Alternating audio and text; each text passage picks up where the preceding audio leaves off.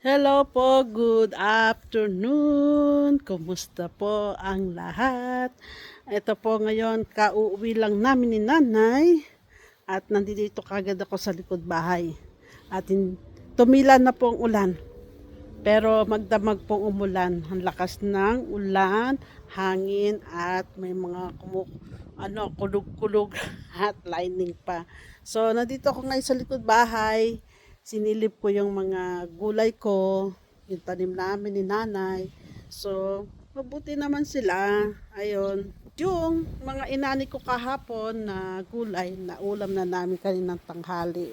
So masaya naman kaming kumain kasama ng mga kasama namin sa trabaho. Ayan. So ayan po, basang-basa ang lupa at nakalbo na talaga, napaknot na dahil sa kapabayaan ko. Pero nagtanim muli ako ng mga buto-buto at lumabas naman sila, nagtubo-tubo na sila. Ayan po. Yan po ang update ngayon sa araw na to. Ang balita. Ang nagbabalita po ay si SP. Aha. Pwede na ako maging announcer, no? Sabay ganun. So ngayon po, yan po ang kalagayan ng aking mga gulay. Masasaya sila dahil nadiligan sila ng ng ulan. Pero ang kinalulungkot ko, ang aking orange ay nahuhulog isa-isa. At konti na lang yata yung natitira. Ano ba yon? Sa sobra bang dilig o ano nangyayari dito sa aking orange? Konti na lang yung natira, oh. Waray nakalbo na rin, napoknat na rin.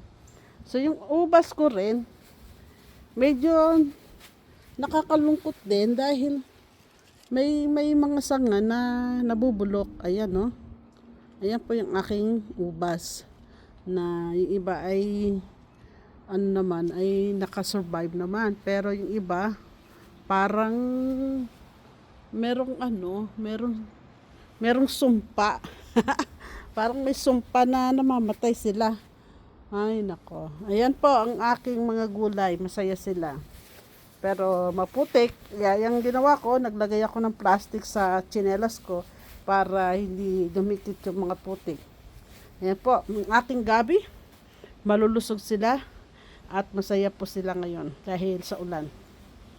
Ganun din ang aking sibuyas, dahon ng sibuyas, kalulusog din nila, Ayan po. Yan pong gabi, pag lumaki na sila, dalawa lang naman kami ni nanay kakain. Tamang-tama naman para sa amin dalawa yan. At nakakashare din kami, pag nakaluto na kami, nakakashare din ng ulam. Pag dinala namin sa trabaho. Ayan po. Ito naman ay aking mga sibuyas na nagkakalaman na, lumalaki na yung laman sa loob. Ayan. Ang kamatis, as usual, ganun pa rin. Yung iba namumulaklak, yung iba parating pa lang.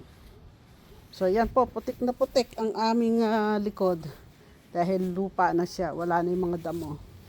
So hanggang dito na lang po at sa linggo po mag-a-announce po ako ng mga napili kong mabibigyan ng pang-snack.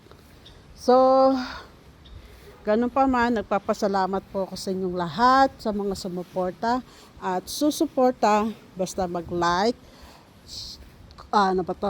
basta mag-follow, like, comment, and share. Pasensya na po. Tuloy-tuloy po ang ating ligaya.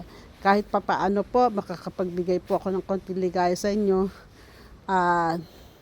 Makakapagbigay din ng snack. Pwede na rin pambili ng ulam yon, diba? So hanggang dito na lang po. Have a nice day. At ingat kayong lahat dahil malamig ang panahon ngayon, umuulan. God bless. Salamat po. Bye.